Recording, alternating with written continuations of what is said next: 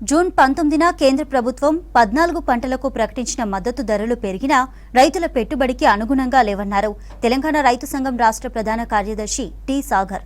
గతంలో హామీ ఇచ్చిన విధంగా కనీస మద్దతు ధరల చట్టం తీసుకురావాలని డిమాండ్ చేశారు. ధరలు నిర్ణయించడంతో పాటు నిర్ణయించిన ధరలు అమలు జరిపే విధంగా చర్యలు తీసుకోవాలన్నారు. హైదరాబాద్ ఆర్టీసీ క్రాస్ రోడ్లో తెలంగాణ రైతు సంఘం రాష్ట్ర కార్యాలయంలో సమావేశం నిర్వహించారు. కనీస మద్దతు ధరల చట్టాలకై జూలై 1, 2 తేదీల్లో రాష్ట్ర వ్యాప్తంగా నిరసనలు చేపడుతున్నట్టు పోస్టర్ రిలీజ్ చేశారు.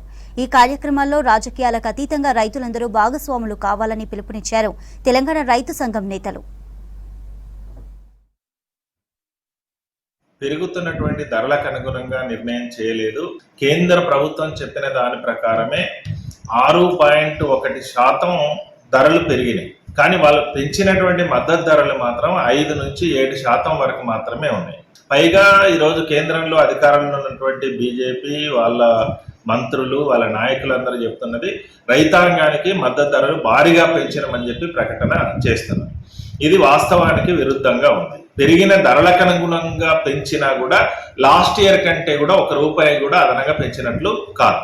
కానీ ఈరోజు వరికి పెంచినటువంటిది పెరిగిన ధరలకు సమానంగా కూడా ఈరోజు మద్దతు ధరలు పెంచలేదు.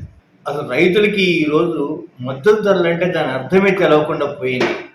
ఎందుకంటే ప్రభుత్వం ప్రకటించిన మద్దతు ధరలు రైతులకు ఎప్పుడైతే అందవో రైతులకి మద్దతు ధర అర్థం కూడా తెలియదు. అర్థం కల్పించాలంటే ప్రకటించిన మద్దతు ధరలు ప్రతి రైతుకి ఖచ్చితంగా అమలయ్యేలా ఉండాలి. దీనిపై ఇటీవల సిఎసిపి కమిటీ ధరల విధాన పత్రంలో చాలా స్పష్టంగా చెప్పింది. మద్దతు ధరలు రైతులకి అందించడానికి అన్ని పంటల్లో అన్ని ప్రాంతాల్లో అందించడానికి సరైన ఏర్పాట్లు చేయాలని చెప్పి ప్రకటించింది. న్యాయమైన కోరికలు అమలు చేయడానికి కూడా రైతులు ఆందోళన చేయాల్సి వస్తుందంటే ఇది మన దేశ దౌర్భాగ్యం, మన భవిష్యత్తు కూడా మంచిది కాదు.